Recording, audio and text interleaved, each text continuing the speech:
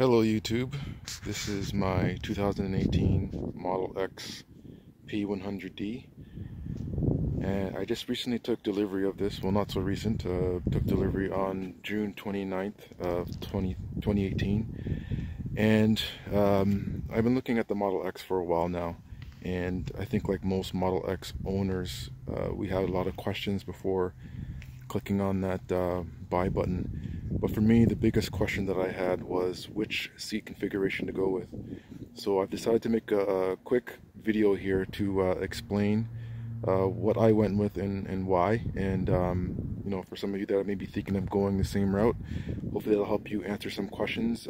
I know that when I was looking, there wasn't a lot of videos available on YouTube or anywhere else explaining what this particular configuration was like.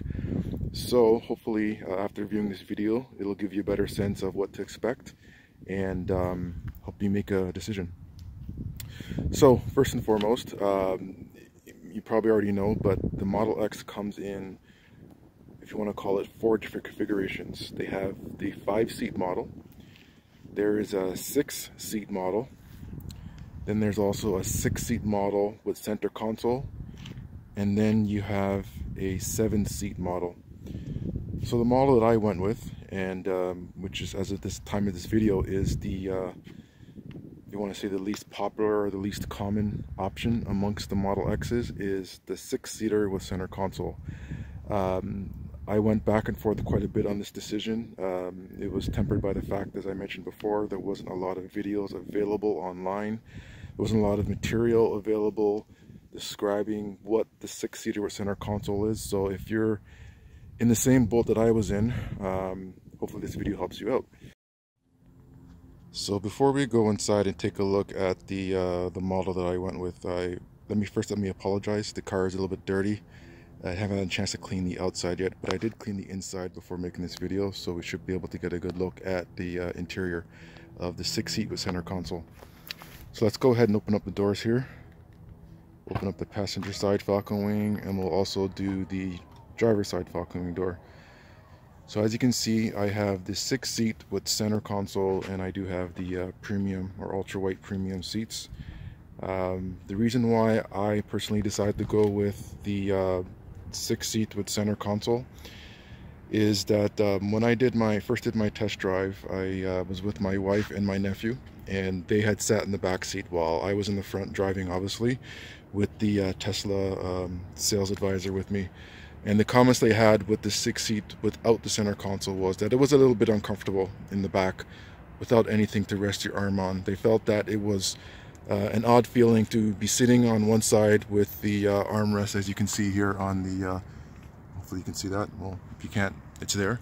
There's a armrest on the falcon wing door, but nothing in the center. So it was a little bit uncomfortable. They felt that for long trips, it wouldn't have made a lot of sense, or it would have been very comfortable for the rear seat passengers to have their left or right arm, depending on the side of the car they were sitting on, dangling.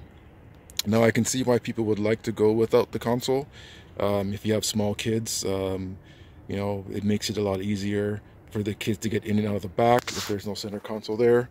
Also, if you like to take road trips and you like to have a cooler in the back of the car, that spot there is actually a really good fit for, I wouldn't say a standard size cooler, but you can get a pretty good size cooler back there.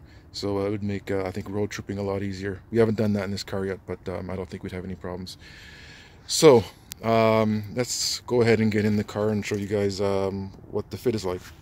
So I'm going to get in here. Now, first and foremost, I'm 6'4", about 225, 230 pounds, depending on the day of the week. And I fit back here comfortably. I'm on the passenger side right now. My wife, I believe she has a seat further back than I do in my driving position. And I fit comfortably. There's lots of room under the front seats for my feet, a size 14. And I have no issues fitting here. As you can see, no issues here. Resting my arm on the armrest. It's very comfortable. Let me go ahead and close the falcon wing door and get a better look at that armrest I was talking about. So as you can see, I've got one arm on the armrest, another arm on the center console, and it's very comfortable back here. I have received comments from passengers who have sat back here and said it sort of reminded them of a first-class plane seat, with just the seating position and, you know, the center console in between both of the passengers with a little bit of space. Now, the other concern about the some people have, or that I had actually, with the center console. Let me open up the Falcon Wing door here. Is the amount of space in the back. I guess the other advantage to not having the console is that if you're sitting in the back and you've got long legs, you actually have a clear tunnel to if you put your legs to one side, to actually stretch out and have your feet hanging out in the middle here, making it for a ton of leg room. However, I did see a video someone showed, and sorry I can't remember the name of the YouTuber, but let me get this. For some reason this is not moving. Let's move this forward here. Usually moves forward with one touch. I think I might have hung on that button too long. Alright, so let's get that up. Alright, so as you can see in the back seat, the center console is a little bit misleading. It's not actually as big as it seems at the top. There's actually, if you look closely there, I'm trying to adjust the lighting, a little notch. So if you look straight down, there's actually quite a bit of room back there. So again, I'm 6 feet 4 inches, and let me just get into the back seat here. I'm gonna close the Falcon Wing door too and sit down so you can get a full sense of what the space back here is like. And I'm in the back seat now. Let me go ahead and move the back seat here. Alright, I don't know why it's not working for one touch right now, but here we go. Okay, so the seat's all the way back now, and again, like, I'm 6 feet 4. It's not the most comfortable for me back here. Meaning I wouldn't want to go on a road trip, but if you're bringing, you know, 6, well, I guess 5 full-size adults, you know, 6 feet and above, shouldn't have any problems fitting back here. As you can see, I have my left leg in the middle, my right leg is right here, and of course there's a bit of room here for another passenger who is of the same size as me. Again, you know, if I'm in here for half an hour, 20 minutes, maybe an hour, I wouldn't complain, but any longer than that, I think I would have an issue with it. Okay, here we are back in the middle row. This time I'm on the passenger side, middle row. Sitting behind me again, I'm 6 feet 4 inches. This is my driving position. This is how I fit behind me. Of course, you know, if you're shorter than me, you fit even better. Plenty of room here. For a long road trip, I wouldn't complain at all. Obviously, you know, the straighter your legs can get, the better, but I think from a leg space perspective, considering how tall I am and how I like to drive, this is plenty of space. Let me just close the Falcon Wing door here, just to give you guys a sense of, again, what it looks like from the driver's side, with a 6 foot 4 tall driver in the driving position, and a 6 foot 4 tall passenger in the rear seat. So again, got the armrest on this side, armrest on that side, and then there's plenty of room here for the passenger on the right side, or the passenger side in North America, to have their own arm space. Now, the other thing I wanted to show you guys was the size of the center console on the inside. Obviously, you have cup holders here, which make these ones a little redundant, but if you have rear passengers that want to you know, have 2 bottles of water, or a bottle of water, maybe a cup of coffee, you can put the bottle of water or whatever down here and the other one up here, and you get extra cup holders.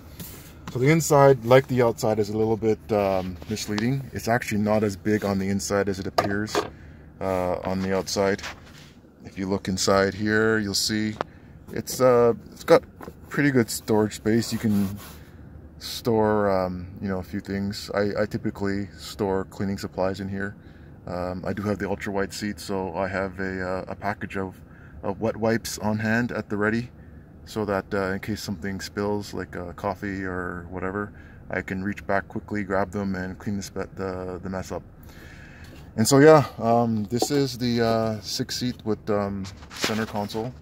Very happy I went with this. I did sort of go with it sight unseen, meaning I didn't get a chance to the seat in person, but very happy I decided to go this route. and if you're on the fence. And besides the negatives that I mentioned before, meaning that if you have small kids and you would want them to be able to pass through the center, you obviously can't do that with the center console because it is installed from the factory and it's not removable. I did find a post on a forum somewhere where you can actually remove this. It leaves a hole in the floor, so you'd have to figure out how you'd want to cover that up. But for me right now, I have no issues with it. One of the questions I had, and one of the things I was thinking about before I went with my particular configuration, was what kind of storage space am I going to have? I mulled over this quite long because as you may or may not know, with the 6-seater you have, I guess you want to call them captain's chairs. In the 5 and the 7-seater, they are the bench seats, so those seats will actually fold completely flat. On the 6-seater, with or without the center console, you don't have that option. So bear in mind, if you do decide to go with the 6-seater with or without the center console, you will have some limitations as far as what you can fit in the back. So let me show you what that looks like. Fold down the driver's side rear seat here. Fold down the passenger side rear seat. And as you can see, if I did not have the center console, I probably would be able to fit a substantially longer but narrow item. Unfortunately, because I have that center console there, I'm limited by what I can actually carry. For me though, and I did think about this, if I ever came across a situation where I had to carry something that would not fit in the trunk, you know, being this is a Tesla, if I needed to, I could always hire or pay to have it delivered. And I've only come across that once and has not been an issue any other time. Most things fit back here, no problem. As far as shopping is concerned, you know, usually I either use just a trunk or just a frunk, or if I need to carry a lot of stuff, like say for going to Costco, I will fold these rear seats down, and again, for everyday use, it's not a problem. I've only had the issue once when I went to buy a pair of speakers, and they're floor standing speakers, and in the box they were quite tall, so I ended up having those delivered, and still no regrets with the 6-seat with center console. I love it, and of course your needs may be different, but in case your needs are like mine, at least if you've seen this video, it's helped you to make up your mind as to which direction you want to go in. If you have any further questions or anything else you would like to see, please leave them in the comments below. If this video helped you, please give it a thumbs up. And if you want to see more videos like this, please you know, like and subscribe, and I'll see you guys in the next one. And also, if you are in the market for a Model X, Model S, or Model 3 Performance, please feel free to use my referral code. Unfortunately, free supercharging is no longer available, but you will get a supercharging credit as of the time of this video, and it helps me out, and hopefully get to see you guys in the next one. Okay, take care.